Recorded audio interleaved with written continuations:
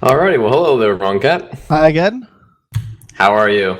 I am doing absolutely fine. I'm really pumped after that last game. That was so much fun to cast. That was a fantastic match, and of course, anyone that has not seen it, I highly recommend you guys check out ExodusEsports.com. They have their YouTube channel. They'll always post all the tournaments at the end, and of course, this is the Exodus Esports Titans Mystery Mayhem match, where the winner of this Swiss-style tournament will go on to win. Besides, of course, just the credit and acclaim that they won the tournament, they will win a nice all staff signed Invictus statue, correct? That's correct, yeah. And it's worth pointing out for those of you who may, I mean, it's hard for you not to have heard. It seems to have been fairly well circulated, but the actual tournament itself was called the Mystery Mayhem Tournament. We knew that Uber were releasing some sort of mystery this week. We had no idea what that was.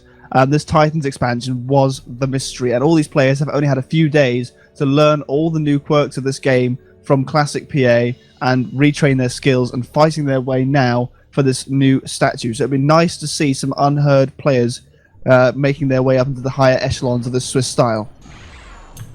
Well, of course, ignoring the kind of, I guess we can say, the randoms of the match today, we do have Pataz spawning in as the Black Commander, going air first. Now that's a first year at least on this side, and his opponent spawning in as the Yellow Commander. It is Mott 9001. Hopefully his power level will be strong enough to beat down quite literally a Planetary Annihilation god. A god, would you say? A god. And today it's Titan killing time. I hope so. The map is Lock. This is another one of the new maps added for the Titans expansion. It makes very heavy use of all of the awesome CSG features that were added with this patch. Lots of different levels, lots of choke points, really great for some interesting ground-based combat. Lots of routes in and out of your opponent's base and also your own.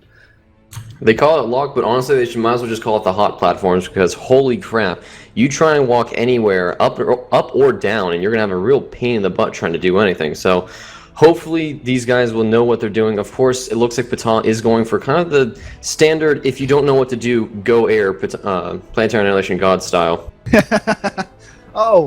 actually got a cliche now, is it? Fantastic. That's been an observed phenomenon for so long. I'm pleased it's got some sort of official recognition within eSports now. Of course. Now it does look like Mott has gotten the scout car out, or the skitter out, excuse me. So he does see that Mott is going for this very heavy, or Patah, goodness gracious, Patah is going for this very heavy Air Force. So if he opens up with the vehicles that he is and then gets plenty of anti-aero, honestly, Patah is going to have a horrible time trying to kill this army. Slow push tanks with strong anti-air presence, there is no way on this, I guess, moon-based biome will Patah ever win this match. Now, one of the interesting tactics I've seen used on this, obviously you have these two large square platforms besides the one that you start on, which hosts some metal deposits, and it's often a clever idea to park some sorts of units to stop your enemies just sending across fabricators to expand onto those. Having gone air and vehicle, that actually leaves Batar with not a huge deal of mobility, because the bombers themselves are not great for stopping fabricators on their own that close to your opponent's base, because obviously the strafing runs bring them close enough to AA that they get shot down. So he doesn't actually have that much expansion denial capability with his current build. Also, with the fun fact, I mean, you did mention the expansion capabilities. There is plenty of anti-air just kind of walking around with the fabricators to begin with. So even if the bomber does get in range, the anti-air is going to just destroy it. And I don't think that Patan really has an answer for this one. I think Mott, simply put, has just hard countered him into the next level. I'm not sure whether that was by intention or whether it was perhaps a happy accident, but at the moment, Patan just doesn't have anywhere near as many factories for a start. Well, let's just call it skill, right? Let's call it skill. Yeah, let's call it skill. Mott is definitely the more skilled player here. As I'm not biased at all as a realm member myself. Ooh, got a little warm over here. Dang, someone caught on fire. So far, expansion-wise, Patar making fairly good use of those metal spots directly in front of his main platform. Not too much going on at the wings just yet. No expansion to the wings at all from Mott. We see some scout planes. Good use of the scout planes to get vision there from Batar. Keeping an eye on all of the expansion points, and is making good use of an air fabricator as well, going around the back of the planet and building on all of those relatively undefended spots there. He's going to get a good... In fact, he has a fantastic metal lead. Really, really strong metal lead. This early in the game, we're only 4 minutes in. and he's actually got nearly double the eco of Mott. Mott really needs to expand a lot harder. And those fabricators being attacked here with some bombers just coming in to try and deal with that expanding The moves, force. the dancing. Oh, can he get it? No, Oh. he's not quite pulled it off. Now, of course, that's all important, but you know what I'm thinking right here? Helios. Helios. Helios. Will we have a Titan? Honestly, why not, right? I mean, if you can't kill a god, might as well build something that can kill them, and an Atlas, a Helios, or an Artemis. Gods might be great, but my guns are bigger. That sounds like a pretty good motto to me. But in order to pull that off, Mott really needs to work on expanding his economy, because Titans are expensive, and he's going to need to be able to afford that. At the moment, he's sitting there on still half of Patar's eco, and his fabricators having just been sniped there, that's going to slow them down as well. Good use of defensive fighters there, escorting a single bomber at a time. There's not actually a huge deal. There's enough AA to keep him preoccupied, but there's not a massive amount of AA in Mott's base right now. He's very much stuck where he is. I was going to say, what he might actually do, yeah, it's going to be an orbital fabric first. What he might do is, this is something that I've actually tried out once or twice, is he'll build probably 1 or 2 orbital fabricators, and then just start placing anchors in really strategic spots. So, like, he'll put them over this kind of frontal spot right here, this frontal kind of one-way street here. So if Patan tries to send any units, as we're seeing with these tanks and skidders here, they're going to just going to like poke, poke, poke, plenty of poke damage to really just ward off him going that way. Just putting it just in really important spots where if Patan tries to take a swing or two at him, he's going to have a really hard time just trying to stop it. And it looks like Patan does see this, of course, because now that we are in Planetary Annihilation Titans, there is no need for the the deep space radar, rest in peace. No, I'm intrigued to see what Patar's going to be doing with this orbital factory. It's very unusual. I should say it was very unusual in vanilla PA for the 1v1 games to devolve into orbital warfare, particularly when they were on a single planet. I've seen a couple of attempts to go into the orbital layer in this tournament already so far. It'd be interesting to see what he's going to try and pull off with that.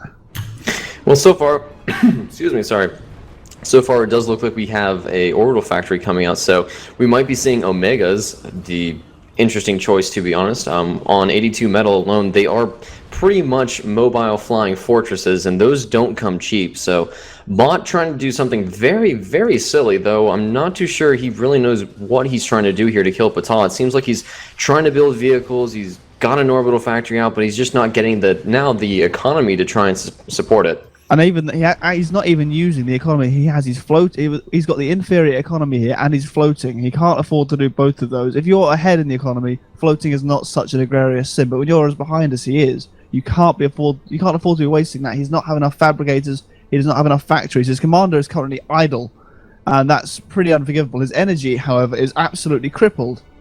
He's at 38% efficiency in floating metal.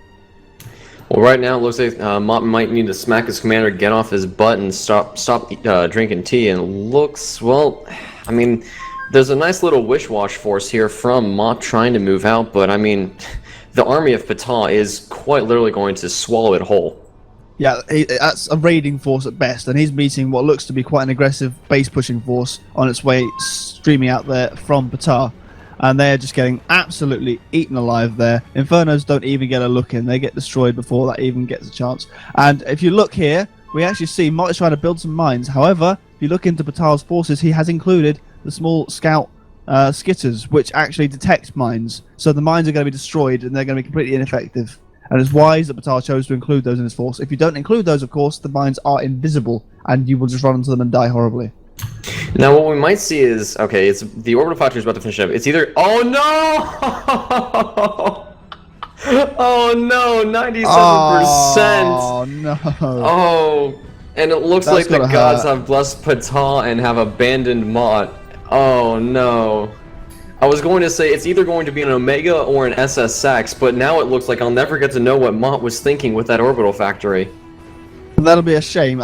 Again, it's interesting to try and delve into the minds of these players when they do something that far from what is the norm. And I think, to be honest, this is quite a fun little tournament to play, because there is no norm in this new expansion. There is no norm yet. Everyone's trying out new things, and it's a really exciting time to be playing a tournament, actually. Well, it looks like the norm won't be rushing an orbital factory when you're down half your opponent's economy and then trying to build an orbital factory without any umbrella protection. He must have seen that Avenger coming, excuse me, so I feel like he should have known that it was coming. I mean, I think an he umbrella should or have predicted something. that. What he should have been doing, really, in an ideal world, was scouting, seeing that Patar was building an orbital factory of himself, and expecting Avengers to be coming out. But he didn't scout, he didn't know it was coming, he didn't pay attention, and he paid for it dearly. Well, Patal was scouting. I mean, I think he saw the orbital factory, and I'm pretty sure he knew it. Mott, right. however, was not. Mm-hmm. And Mott's main base is now being swarmed into with Infernos. He's just called the GG's. GG. I think that commander's about to pop. Well, even if it doesn't, tournament rules say it will anyways, and boom goes the dynamite. Rest in peace, the commander. Patal is your winner. Wow, that was unexpected. I hope he wasn't being too sarcastic with that comment. I think he was genuinely surprised that Mott went the route that he did. I mean, that orbital factory, I would love to hear our post-match commentators' opinions on what those orbital factories were and what was going through those players' minds. It's right there. Someone forgot that deep space wasn't necessary. Oh, there we go. Oh, that's ruined half their fun playing that guessing game. But now handing over to our post-match commentators this time round, Quitch and Sorian. Yeah, that was a hell of a surprising game there. I had a feeling that Mott just simply forgot that he couldn't sneak the orbital in and try to sneak something over, not realizing that Patal was going to see it the whole time and be able to counter it. I have to say, I think it was a disappointing game from Mott's perspective, because even not knowing that, he tanked his economy doing that, and he was under minimal harassment from Patar at the time. And I really think if he's going to do an orbital rush like that, he needs to have a smarter build worked out for the map. I shouldn't be seeing his economy go red during the course of that build. It should be green the whole way. He was stalling energy, which is something that you never see from top level players. Like, they don't stall energy; it just doesn't happen. Yeah, that's where the float normally happens. It's metal you're generally constrained by, and if he's stalling energy, that especially means it's not pressure from his opponent. It just means that he hasn't built enough. So that was an unfortunate mistake there that really crippled his strategy right from the start, and I was almost surprised to see Patar bothering to go orbital at all. I would have expected him to just roll the base. Yeah, I don't know if that was like his plan from the beginning, or if it was just like a desperation attempt because he was getting boxed in so hard. But he wasn't getting super harassed, but anywhere he tried to expand to, he was. And I don't know, maybe he just decided to change the combat layer, go up and over. It just didn't work out. I was very surprised to see Patar going air first at the beginning of this map. That to me, a bit of a shock. I'm guessing he decided that the best way to shut down the opponent's expansion is to get at the early bomber, or perhaps just wanted the scouting, because in actual fact I'm looking at his composition that came out of there, and it was Faber's scouts and hummingbirds, no bombers to be seen. So just going to bypass the entire ramp system, go for quick expansion, very risky though. Yeah, incredibly risky. Like, a couple of fighters could have shut that down really quick. I think almost in some ways, Mott played entirely into Patar's hand there. Patar went for a very risky, fast expansion route with air fabbers, and Mott decided to camp his base and rush an orbital factory, which allowed Patar to expand completely without risk. And not scout. That was the big thing. Like, Mott did not do a good job of scouting out Patar at all. Like, he had no idea what Patar was doing, which is, probably the reason that he did what he did. He didn't change his game plan. He just kind of went with whatever, not knowing that Patar was going for such a risky maneuver that could have been easily countered. Yeah, that's in fact, even looking at the bases, Mott's got a decent number of troops early on. I think he would be in a position to make a push. He had the larger army early, and Patar's incredibly exposed. He relies very much on that sole bomber he's got to defend. Mott could shoot that down. Mott should probably have been putting some more pressure. And indeed, if he's going to make such a risky play, he should put the pressure on Patar to distract from his own base, so that Patar is too busy dealing with these raids and attacks and isn't able to just go over and say, "Oh, hey, Mott, I haven't seen you for a while. Wonder what you're taking up to." Yeah, even with the risky maneuver, Patar did a good job of keeping the pressure on Mott, just keeping him from being able to expand. Didn't put a whole lot of pressure on the main base, just basically boxed him in so he could take the rest of the planet and keep that eco lead. Yeah, I mean, but Patar played an excellent game here. He's very, very solid. Does some excellent early expansion with the air powers, but I guess just because he's not under a whole lot of pressure and manages his economy perfectly, just is allowed by Mott to slowly build up and just ends up surrounding him and crushing him. A couple of unfortunate timings there for Mott, I think, with the his losing his build on the orbital factory at 97%. I just saw that. I just saw that again too. It's like, oh, the hurt is real. But he's also defending against these air raids with a missile at the back of his base, and the bomber turns up just as stats getting ready to be completed. So, yeah, but and even I'm looking at 9 minutes 45 seconds into the game, looking to see what Mott sees. He sees 2 factories, 2 power gens, and a metal extractor, and that's essentially it. Well, it looks like a couple other metal extractors. Like, he has no idea what Patah's base looks like at all. Like, nothing. So he didn't even realize that the orbital was coming to get him. Where he could have, he had an orbital factory that was idle. He could have put out an Avenger. He could have put down an ion cannon. He could have done something, but he didn't. Yeah, I think this is just playing to the fact that he doesn't know that Patah can see his orbital, and his entire plan looked to be rush orbital, get laser, I'm guessing, and then go and blow up Patah.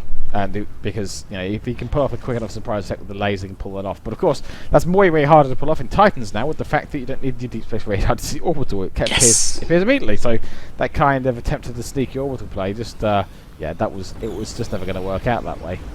No.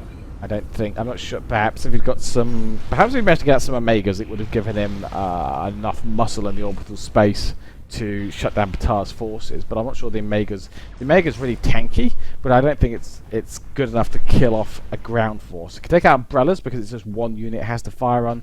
But a lot of tanks, I don't really think that's what the Omega does. It's more of a supporting fire from the orbital layer. It's not going to be a thing that stops whole armies. Right. Yeah, that's exactly it.